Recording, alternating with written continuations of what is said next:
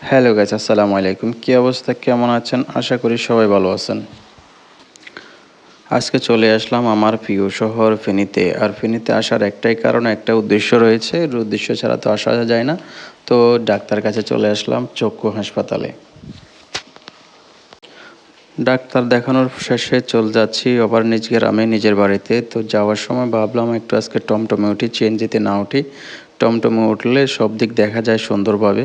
তো ভাবলাম একটু ভিডিও করে সব দিক দেখলে ভালো লাগে আমার প্রিয় শহর ফেনীটাকে। তো টমটমে ওঠার পরে দেখি বৃষ্টি এসে গেল। বৃষ্টি আসার কারণে একটু ভিজে যাচ্ছি, আর সামনে টমটম, সিএনজি এগুলা জাম বেজে গেছে। তো জাম বেজে যাওয়ার কারণে একটু এখানে লেট হয়ে গেছে।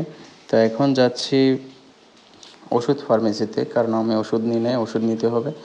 ওষুধ নেওয়াতে না হলে তো আমি ডাইরেক্ট চলে যেতে পারতাম সিএনজি করে, কিন্তু এখন একটু লেট হয়ে যাচ্ছে।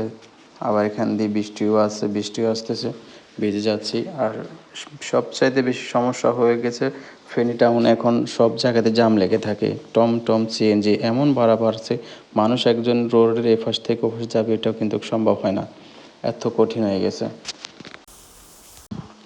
দেখতে দেখতে চলে আসলাম আমাদের টাং রোড খেজুর গাছের তলায়, কিন্তু এখানেও প্রচণ্ড জাম। এখানে ট্রাফিক সিগন্যাল রয়েছে, 2-3 জন পুলিশ, তারাও কিন্তু সিগন্যাল এই যে জাম জটগুলো কমাতে পারতেছে না। কি করার আছে?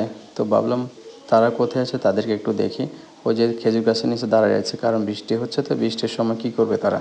তারাও তো বৃষ্টির কারণে ভিজে যাচ্ছে। ছাতা নিয়ে আছে, ছাতা নিয়ে থাকলে কি আর বাঁচা যায় বৃষ্টি থেকে? সব দিকে থেকে বৃষ্টি হয়। আর আমাদের টাং রোড এখানে আরেকটা সৌন্দর্য জায়গা, সৌন্দর্য জিনিস রয়েছে দয়াল পাখি যে চত্বরটা, খুব সুন্দর লাগে। আর এখানে একটা পুলিশ দাঁড়িয়ে আছে। আর আমি চলে যাচ্ছি এই যে আমাদের ফেনীর শহীদ মিনার থেকে এই কলেজের সামনে দিয়ে চলে যাচ্ছি। এখানে বিল্ডিংগুলো দেখলে অনেকটাই সুন্দর লাগে, ভাবলাম সে কারণে একটু ভিডিও করে আপনাদের দেখানোর সুযোগ করে দিই, কারণ আপনারা সবাই দেখেন, জানেন, তারপর আমি একটু ভিডিও করতেছি। যদি আমার ভিডিওটা ভালো লাগে থাকে আপনাদের কাছে, তাহলে একটা লাইক অথবা ভালো লাগলে শেয়ার করবেন। চলে আসলাম রেলগেট এখানে রিক্সা থেকে নেমে একটা ফার্মেসি থেকে ওষুধ নেব, আর রিক্সাওয়ালাকে তো টাকা দিতে হবে।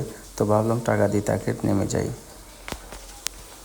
সে আমার কাছে একটু বাড়তি চাইছে, কিন্তু কি করব, তাকে তো বৃষ্টি হচ্ছে, বাড়তিটাকে একটু দিলাম।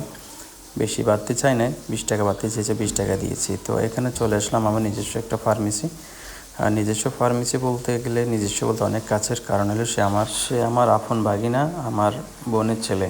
তো তার কাছে চলে আসলাম। আসার পরে সে অবাক হয়ে গেল, বৃষ্টিতে কীভাবে আসলাম ভিজে ভিজে।